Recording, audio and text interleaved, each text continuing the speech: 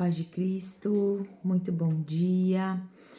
Glória a Deus que a gente pode estar aqui hoje mais uma vez nessa manhã, né? Deus nos concedeu esse presente hoje que é uma dádiva, né? Então, vamos agradecer a Deus por mais um dia. Hoje eu vou dividir aqui com vocês o capítulo 11, né, de Romanos, que a gente está vendo no livro de Romanos. A gente ainda vai até, só para confirmar aqui, né? Até o 16, tá bom? Então, estamos no capítulo 11. O capítulo 11 fala da misericórdia de Deus para com Israel. Quando a gente estuda, né, as escrituras sagradas, nós vamos ver que o povo de Israel foi um povo escolhido por Deus a partir de Abraão. Abraão recebeu um convite de Deus para que ele saísse da sua parentela e fosse para uma terra que Deus ainda ia mostrar. E Abraão foi obediente, né? Saiu da sua parentela e foi. E ao longo desse processo de Abraão, né, do nascimento de Isaac, com Sara, teve toda aquela história, né, onde eles tiveram ali querendo ajudar Deus. Então Sara sugere que Abraão deite-se com a sua escrava Agar, e ali eles têm um filho, que é o Ismael, mas Deus confirmou para Abraão que na verdade o filho viria de Sara. Então ele já na idade avançada, tanto ele como Sara, nasce Isaac, né, da velhice de Abraão e de Sara. De Isaac, né, nasce 2 filhos, que é Esaú e Jacó. Jacó foi aquele que lutou com Deus e teve seu nome mudado. Deus abençoou ele com um novo nome, onde ele abençoou com o nome de Israel, porque ele lutou com Deus, né? E através de Jacó, que não é mais Jacó, que agora é Israel, nasce as 12 tribos, nasce os 12 filhos que dá início às 12 tribos de Israel. E ali começa toda aquela jornada daquele povo, né?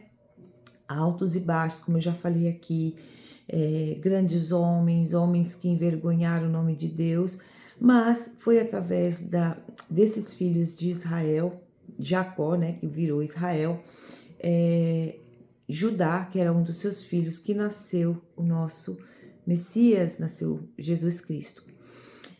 Então, Deus deu no Antigo Testamento, foi falando todo esse projeto que ele tinha para a humanidade. E o povo de Israel foi o povo escolhido para poder trazer, né, fazer essa aliança com Deus para que o Messias pudesse vir à terra e se cumprisse, né, o que Deus tinha falado para Adão e Eva lá no paraíso, hein? Olha isso, lá no Éden.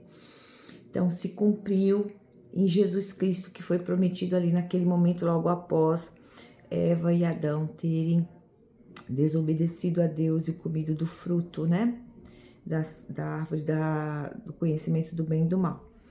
Muito bem. O que aconteceu? O povo de Israel, nesse processo, eles entendiam que eles eram o povo de Deus, e somente eles. Quando Jesus Cristo nasceu, que morreu na cruz e ressuscitou, a gente já sabe que, através desse sacrifício, todos foram alcançados. Mas aqui no capítulo 11, o que acontece? O povo judeu negou a Cristo, não reconheceu Cristo como Messias. Alguns poucos judeus reconheceram Jesus Cristo como Messias. E esse capítulo 11 vem falar desse momento, aonde o povo judeu que negou a Jesus, e o fato de nós, gentios, termos entrado nessa promessa do sacrifício de Jesus Cristo por conta dessa negação. Então, o capítulo, eu vou ler algumas passagens, o capítulo fala disso, né? Então, vamos lá. Logo aqui no versículo 1, Paulo fala o seguinte: então eu pergunto, será que Deus rejeitou o seu próprio povo? É claro que não. Eu mesmo sou israelita, descendente de Abraão e membro da tribo de Benjamim. Deus não rejeitou o seu povo, que ele havia escolhido desde o princípio. Vocês sabem muito bem que as Escrituras Sagradas dizem naquele trecho em que Elias acusa o povo de Israel diante de Deus. Elias diz assim: Senhor, eles mataram os teus profetas e destruíram os teus altares. Eu sou o único que sobrou e eles estão querendo me matar. O que foi que Deus disse a ele?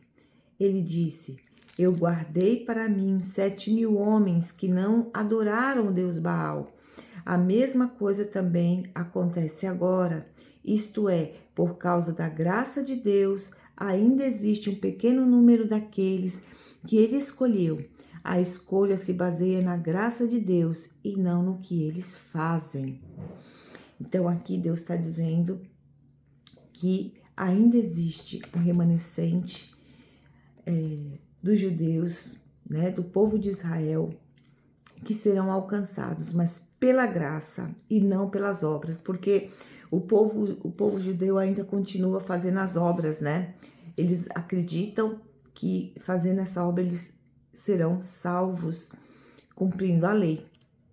E Deus está dizendo que alguns remanescentes ainda serão salvos, serão alcançados por Jesus Cristo, mas pela graça, sempre pela graça e não pela obra, né?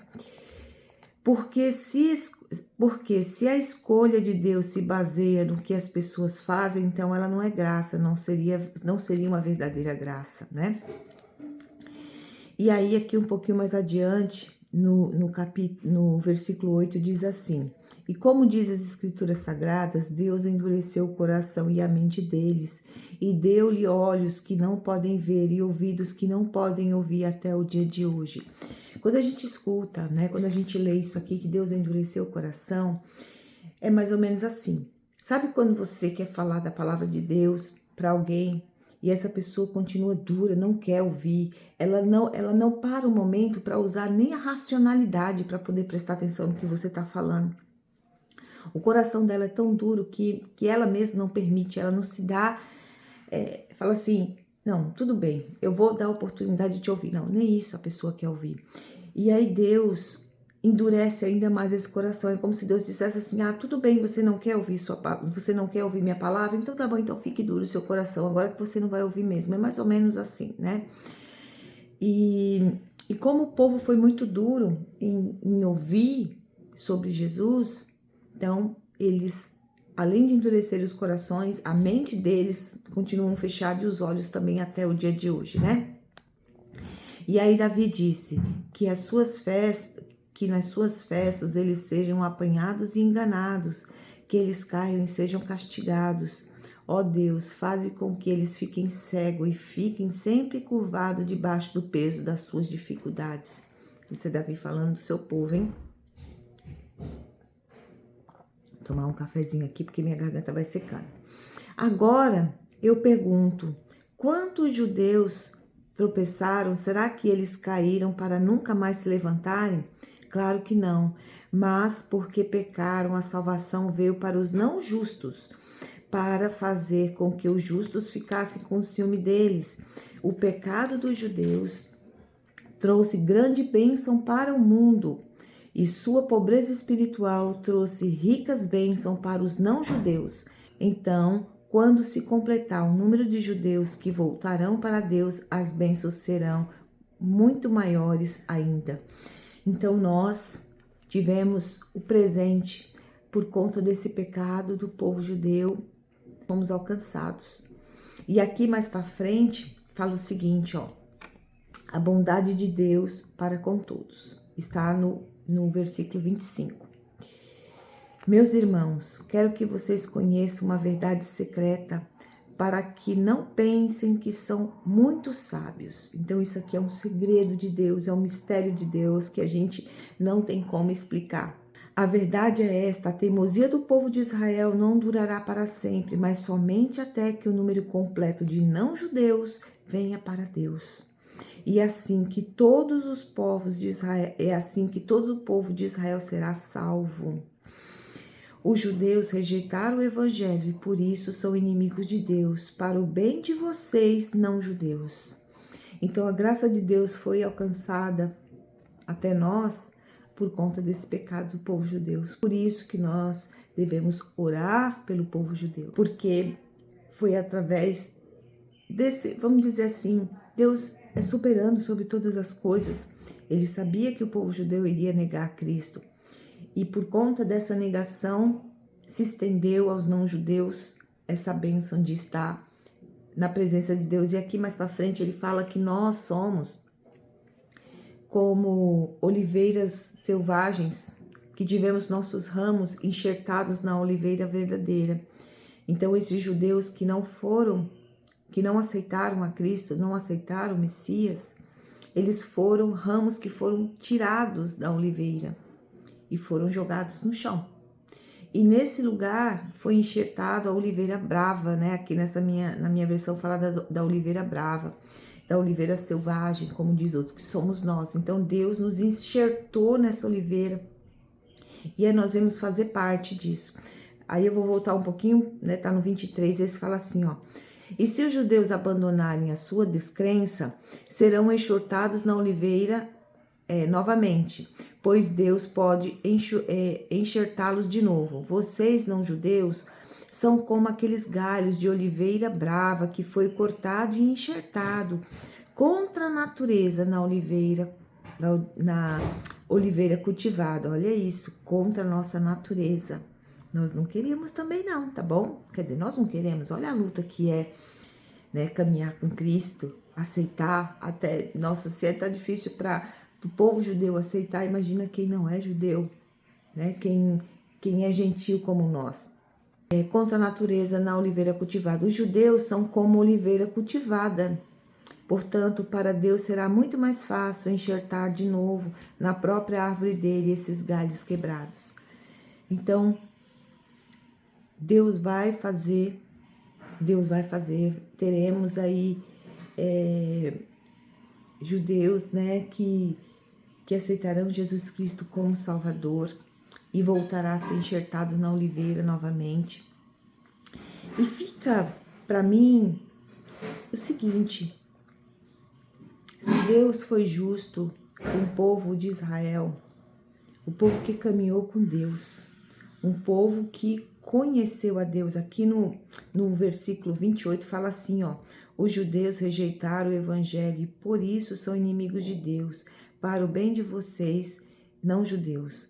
Mas pela escolha de Deus, eles são amigos dele, por causa dos patriarcas. Porque Deus não muda de ideia a respeito de quem ele escolhe e abençoa. Mas no passado, vocês que não são judeus desobedeceram a Deus. Porém, agora vocês recebem a misericórdia de Deus por causa da desobediência dos judeus. Assim, por causa da misericórdia que vocês receberam, os judeus agora desobedecem a Deus, para que eles também possam receber agora a misericórdia dele. Pois Deus fez que todos se tornassem prisioneiros da desobediência, a fim de mostrar misericórdia para todos. Então, nós também somos desobedientes. E é por isso que é uma graça, né? É por isso que nós temos a misericórdia de Deus, porque se fosse por nossa vontade, como aqui fala, foi contra a nossa vontade, foi misericórdia.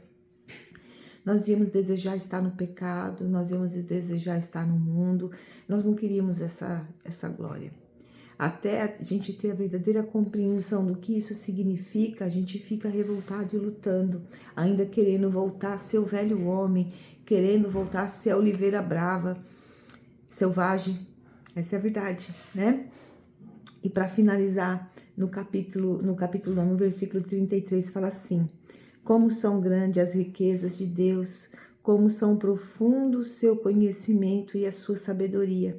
Quem pode explicar suas decisões? Quem pode entender os planos de Deus? Como diz as Escrituras Sagradas, quem pode conhecer a mente do Senhor? Quem é capaz de lhe dar conselhos? Quem já deu alguma coisa a Deus para receber alguma coisa de pagamento? pois todas as coisas foram criadas por ele e tudo existe por meio dele e para ele, a glória de Deus para sempre. Amém. Não temos como questionar, perguntar por que que é assim, por que que é assado, por que que isso aconteceu, são os planos de Deus. E o que nós temos que fazer é só render graça e glória por nós estarmos nesse plano. Mas aqui também nesse capítulo fala que da mesma forma que Deus quebrou o galho da oliveira, desses que não reconheceram a Jesus Cristo, Ele pode fazer isso com nós gentios também. Que a gente não seja tirado, né? Já que uma vez que nós fomos enxertados nessa oliveira, que a gente não perca isso, que a gente reconheça essa misericórdia do nosso Deus e que a gente consiga mudar o nosso homem, nossa natureza humana para compreender todas essas coisas, aceitar e nos alegrar. E hoje, pela madrugada, a gente está num grupo de oração das 3 horas da madrugada para completar 100 dias. Confesso que eu não consigo acordar todos os dias, eu tenho me esforçado bastante para todo dia às 3 horas da manhã eu estar ali. E a palavra de hoje foi muito profunda, pelo menos para mim. A gente está tratando do domínio próprio, né? E uma irmã que deu a palavra falou o seguinte: essa é a parte que Deus não pode fazer por nós. Essa parte nos compete. Esse domínio da nossa natureza humana é somente nós que podemos fazer. A gente se fortalece pela Escritura Sagrada, a gente pede para que o Senhor Jesus derrame sobre nós o seu Espírito Santo de verdade, que a gente seja batizado pelo Espírito Santo de Deus, porque assim nós teremos força para lutar contra a nossa natureza humana e começar a ter o fruto do Espírito, o dele, e esse fruto que é o domínio próprio, onde a gente domina sobre as nossas vontades, sobre os nossos desejos, para continuar caminhando com o Senhor. É isso que eu desejo para mim e desejo para você, que você tenha essa busca genuína do seu coração. Leia o capítulo 11 de Romanos, entenda o que é que Deus fez por você. Nós éramos uma oliveira selvagem que não servia para nada, a gente ia ser jogado no lixo mesmo, mas não, Ele teve misericórdia, pegou cada um de nós e enxertou nessa oliveira sagrada e nos deu por misericórdia a graça da vida eterna. Que a gente possa refletir sobre isso, por isso leia as Escrituras, medite sobre essa palavra de hoje, tá bom? Sobre esse capítulo. Espero que o Senhor Jesus possa tocar nos nossos corações com tamanha profundidade, para a gente reconhecer o tamanho da graça que nós recebemos. Um beijo para você, um dia abençoado e que Ele nos permita que amanhã a gente esteja aqui novamente. Aleluia.